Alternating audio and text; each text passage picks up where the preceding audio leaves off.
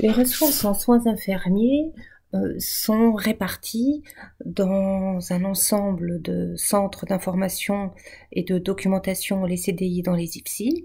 Ils comportent également des abonnements en papier et des ouvrages qui sont disponibles dans les diverses BU qui font partie de Paris Université Santé, comme la BIUM, hein, on va trouver aussi beaucoup de choses. La BIUM accepte les étudiants en troisième année, à partir de la troisième année. Les étudiants, chercheurs, formateurs y ont accès également. Et vous avez d'autres bibliothèques qui sont bien évidemment ouverte, avec des possibilités et des modalités d'accès en papier ou de consultation sur place. Vous avez juste à cliquer sur En savoir plus pour connaître les modalités, les horaires d'accès. Par exemple, Cochin est ouvert le dimanche. Alors, sur la page internet de l'université qui s'appelle Paris LibGuide, se trouve répertorié l'ensemble des bases de données pour aller aux ressources électroniques.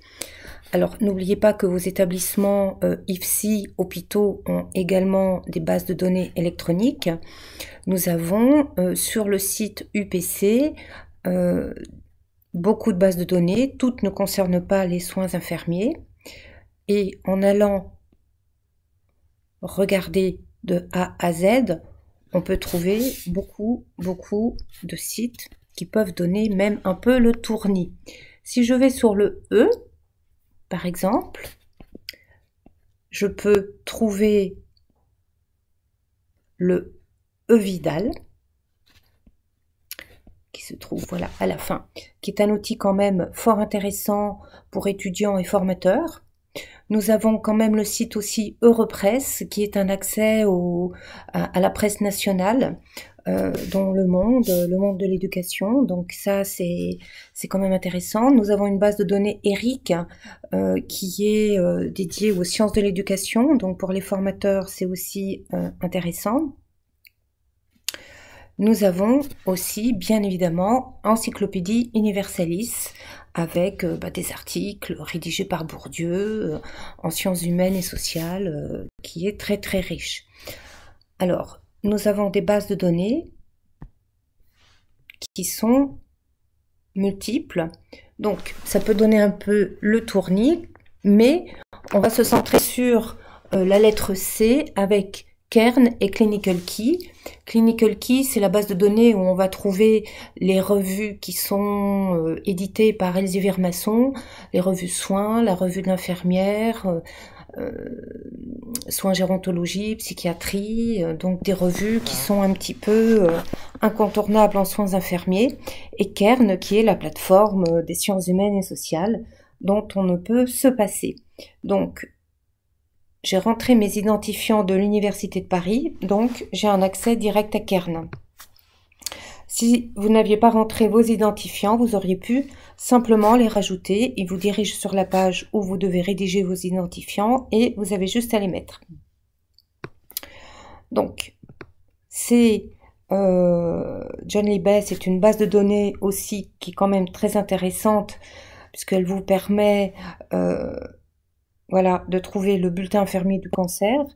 Donc, je vous rappelle que toutes les revues peuvent être classées par ordre alphabétique. Vous les retrouvez sur un site, un microsite qui s'appelle les revues thématiques en sciences infirmières. Le lien est dans ce diaporama constitué de plusieurs tutoriels. Vous retrouverez toutes les informations nécessaires. Donc, je présente John Libet et Eurotext parce que on parle toujours de Kern et de Clinical Key, mais vous voyez que nous avons quand même des revues thématiques, voyez, virologie, et puis le bulletin infirmier du cancer. Hein. Donc ils sont accessibles depuis cette page qui répertorie les bases de données. Si je fais tous, voilà, 247 bases de données. Donc, voilà, sans aller tout de suite partout, vous pouvez, de temps en temps, partir à la recherche d'une base de données ou sélectionner par sujet afin de voir quelles peuvent être les bases de données pertinentes. Voilà, alors on a un accès à PubMed Medline, donc c'est une base de données qui est de niveau 2, quand on sait déjà un peu rechercher et jouer un peu avec les mots-clés, vous avez un accès à PubMed.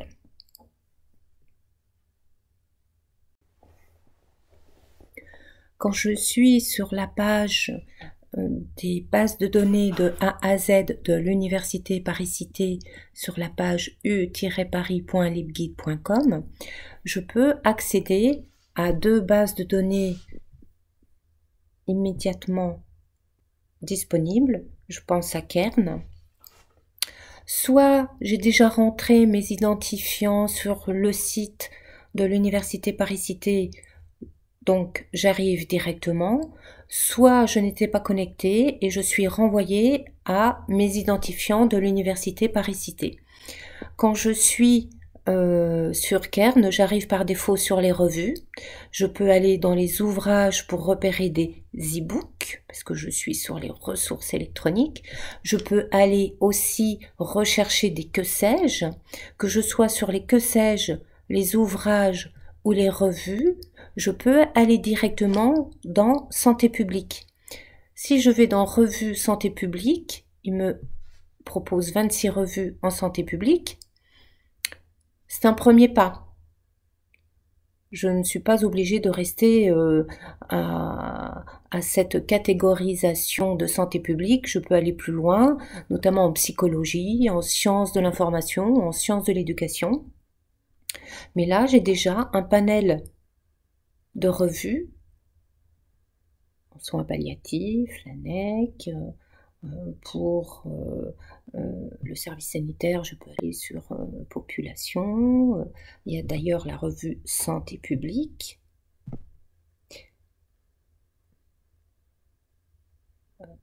Voilà, la revue Santé publique. Et j'ai la revue Recherche en soins infirmiers. Quand je suis dans la revue Recherche en soins infirmiers, je peux rechercher dans cette revue. Je peux aller aussi dans le dernier numéro et rechercher dans le numéro avec un mot-clé. Je peux aussi consulter les titres. Les titres, de manière à me faire une idée des articles qui constituent ce dernier numéro. Alors, je peux trouver quelque chose qui m'intéresse. Je peux aussi rechercher dans ce numéro, dans l'ensemble des articles, je peux mettre un mot-clé et je vais mettre environnement. Alors c'est un peu large, environnement, je peux trouver beaucoup de choses. Environnement, ce n'est pas que lié à la pollution ou ça peut être l'environnement, voilà, des maladies, ça peut être l'environnement hospitalier. Donc voilà, sur une recherche très large, je peux accéder à des articles qui ont été triés. Donc j'ai les perturbateurs endocriniens, donc je vais consulter origine environnementale des maladies. Donc ça c'est quand même très intéressant. Donc j'ai une possibilité d'accéder au plan de l'article, comme je peux aller au résumé ou lire l'article. Voilà. Alors, je peux télécharger cet article et je peux encore, une fois, copier les normes ici sont ISO 690 ou l'APA. Nous n'avons pas la norme Vancouver, mais rien n'empêche de copier sur une norme et puis de rectifier après si on veut par exemple la norme Vancouver. Ça dépend des établissements. Mais le travail est quand même déjà fait. Alors, Kern, c'est quand même une mine de ressources. Par exemple, je peux aller voir les derniers ouvrages rajoutés en psychologie. Voilà, moi j'ai... voilà, on a des revues d'ailleurs STEM Voilà, là on a un livre écouté, parler, soigner, qui a été classé en psychologie, mais qui peut, voilà, tout à fait intéresser les soins infirmiers. Je peux aussi chercher d'une manière générale. Si je veux chercher, alors,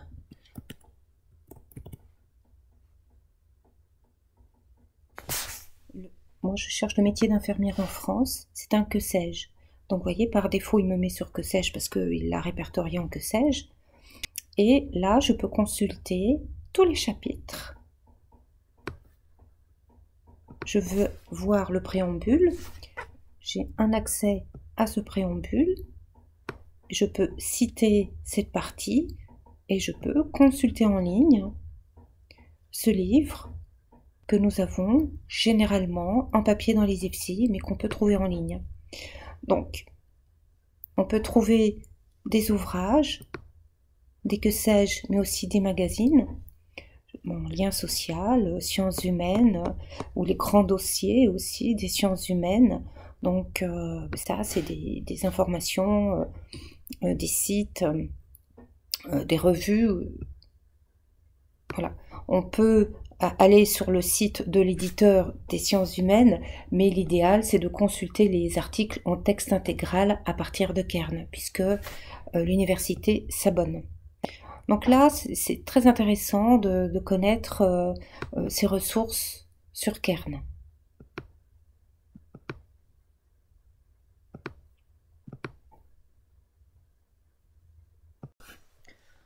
Sur la page internet de l'université Paris-Cité, u-paris.libguide.com, nous avons les bases de données de A à Z, et sur la lettre C, nous avons vu que nous avons un accès à Kern. Nous avons également accès à Clinical Key Nursing. Donc je clique dessus. Je n'ai pas besoin de rentrer une nouvelle fois mes identifiants Université Paris 10. Néanmoins, ce qu'il faut savoir sur ce site, c'est que vous allez arriver sur cette page une fois que vous aurez rentré vos identifiants de l'Université Paris-Cité. C'est la contrainte de ce site. Si vous utilisez votre PC, vous l'enregistrez une fois pour toutes, votre identifiant et votre mot de passe. Vous êtes dans l'obligation, avec Elsie Vermasson, d'ouvrir un compte. Donc moi j'ai utilisé une adresse institutionnelle de mon IFSI.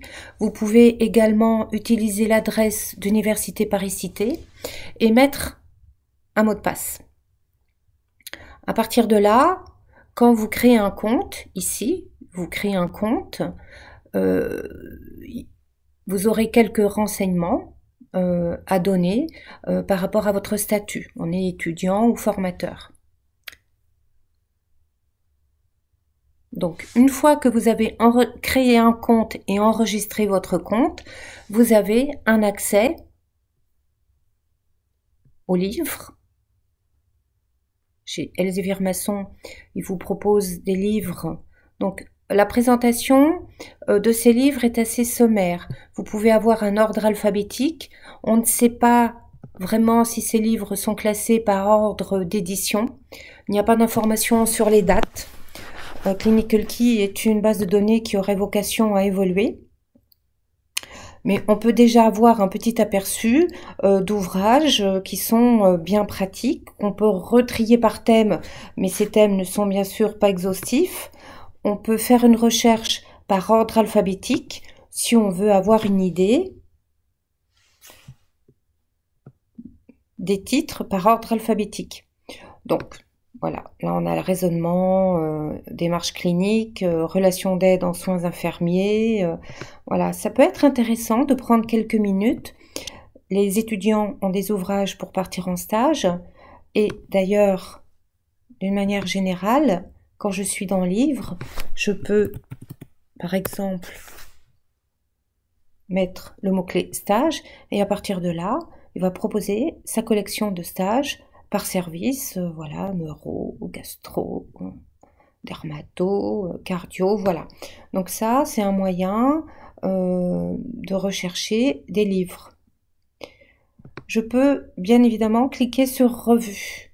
À partir de là, il me fait une présentation, donc je ne sais pas sur quels critères de revue, mais je peux les rechercher par ordre alphabétique.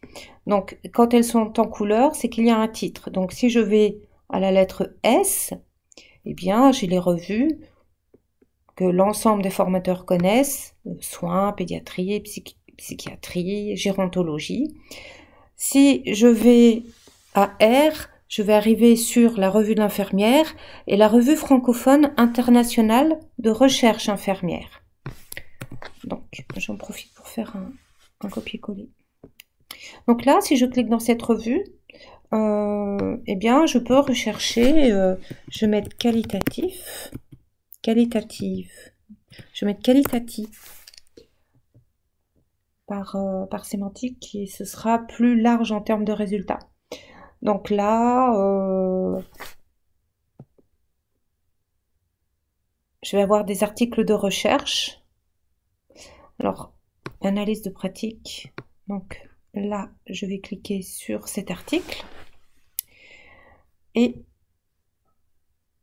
on a la méthode. Voilà, c'est une étude qualitative. On a un résumé, le but et conclusion. Donc on a, comme ça, on peut trouver un article. Vous voyez, quand je défile la lecture, à gauche, il descend pour me faire un rappel du plan. Donc, je peux trouver quand même des choses intéressantes. Si je retourne sur numéro de cette revue, là, je peux relancer une nouvelle recherche. Alors, bien sûr, les derniers numéros de l'année 2022, le numéro de décembre, je peux cliquer dessus si je sais que c'est ce mois-là et cette année-là, et je peux regarder le sommaire en ligne et consulter les articles proposés. Je reclique sur page d'accueil, donc Clinical Key, et je peux rechercher d'une manière générale. Alors, je vais mettre transgenre. Actuellement, je travaille sur la question de personnes non binaires et transgenres. C'est d'ailleurs un mot-clé qui est de plus en plus utilisé par les étudiants. Donc, je peux tout à fait m'apercevoir que j'ai un classement par article, par revue ou par image. Si je veux des images, je peux sélectionner images. Donc là, on est dans les prothèses, d'accord. Donc là, la revue Sage-Femme, Ortho Magazine. Donc là, je peux avoir un aperçu en regardant déjà la première page. Et si je veux une image, je clique sur image. Si je veux un article ou voir les livres dans lesquels on peut parler, ben là, je suis dans l'infirmier en milieu carcéral. Vous voyez, c'est un livre qu'on a en ligne. Et là, j'ai prévenir et dénouer les conflits. Donc là, j'ai 3 ouvrages et là, santé sexuelle et prévention des infections sexuellement transmissibles. Donc là, ça me fait découvrir quand même 3 livres et si je clique sur le titre, je vais aller sur le chapitre du livre. Donc c'est quand même assez intéressant. Les étudiants sont quand même assez encouragés à consulter les e-books et je peux contextualiser cet article dans l'ensemble de l'e-book, comme je peux me contenter de lire l'article. Donc là, de lire cette partie, ce chapitre. Je peux évidemment faire une recherche par livre ou par revue, et d'une manière générale, je peux, par mots-clés, lancer une recherche et ensuite je joue avec les filtres. Je vais mettre vieillissement. Je joue avec les filtres à gauche, toujours, pour affiner les résultats. Donc là, j'ai mis vieillissement. Eh bien, il y a le MC, c'est traité savoir infirmier. Donc si je clique sur le traité, ben, il va me proposer des articles, des titres, psychologie du vieillissement. Alors, on n'a pas d'informations sur la date, donc nous sommes dans l'obligation de cliquer sur un titre, et là, je vois que l'article date de 2020. Donc, traité des savoirs infirmiers, Savoir et soins infirmiers, c'est quand même intéressant de l'avoir dans Clinical Key. Avec la revue de recherche francophone, c'est quand même des articles de qualité. Donc on peut, voilà, on peut sauvegarder, télécharger. Donc là, on a des vidéos, donc j'ai cliqué sur vidéos. Alors les vidéos sont amenées à se développer, nous dit le commercial. Donc on peut consulter les vidéos déjà disponibles, voir ce qui est adaptable en IFSI ou pas. Nous sommes sur le site des revues thématiques en soins infirmiers ou pour les soins infirmières, où nous avons répertorié plusieurs bases de données qui vous permettent de rechercher au-delà des articles que nous avons sélectionnés sur ce site, sur ce micro-site. Vous avez les revues classées par thème. Donc je déploie mes petites flèches à gauche dans le sommaire du site. Et si je veux par exemple une revue en gérontologie, je clique sur gérontologie et là je vois que j'ai une revue disponible sur Kern, une revue sur Science Direct et une revue sur Clinical Key. Donc, si je veux consulter la revue Gérontologie et Société, je clique sur le lien qui me conduit sur le site de l'Université Paris-Cité où je mets mes identifiants et j'accède directement à ma revue. Donc, dans cette revue, j'ai un accès aux archives. Donc, c'est comme si j'avais toutes les revues, toutes les années sur un rayon, sauf que là, je les ai en ligne. Si je clique sur « À propos de cette revue », je vais avoir, voilà, je vais avoir des informations qui peuvent être très intéressantes si on veut développer un petit peu sa recherche sur cette revue. Alors je vois bien sur Kern, il me met bien, la revue a débuté en 1972, elle a évolué et sur Kern on trouve jusqu'à 2022 et l'abonnement devrait courir en 2023. Je peux chercher dans cette revue en rédigeant un mot-clé. Imaginons que je cherche un article sur le genre, qui est une donnée actuelle, donc 77 résultats. Par défaut, la recherche est triée par pertinence. Je peux mettre par date de parution. Néanmoins, je conseille souvent de garder par pertinence tout en sachant qu'il faut regarder toujours la date pour avoir les 10 dernières années, surtout sur des questions sur le genre. Alors là, on a un article qui est sur les proches aidants. Donc là, le pouvoir d'agir et vieillissement, on a un petit résumé.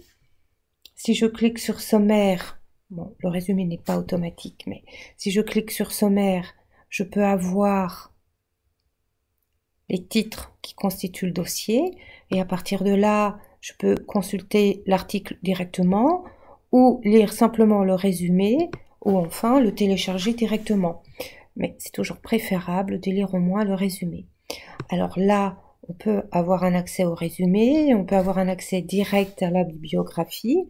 Si je clique sur citer ou exporter, je peux copier la norme bibliographique, par exemple ISO 690, pour la coller ensuite dans ma communication écrite, dans ma présentation.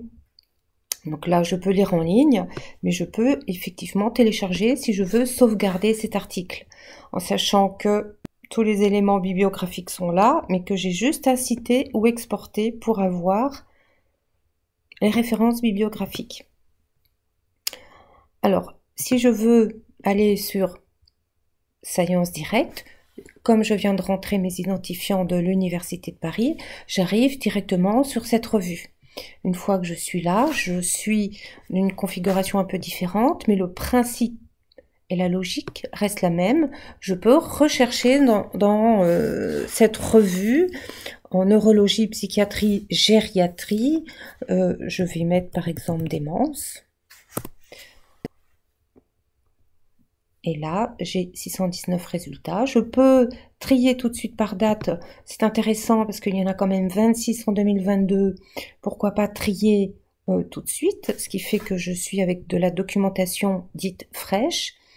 Et à partir de là, je peux accéder à un bref résumé qui concerne en fait souvent le nombre d'occurrences citées dans l'article.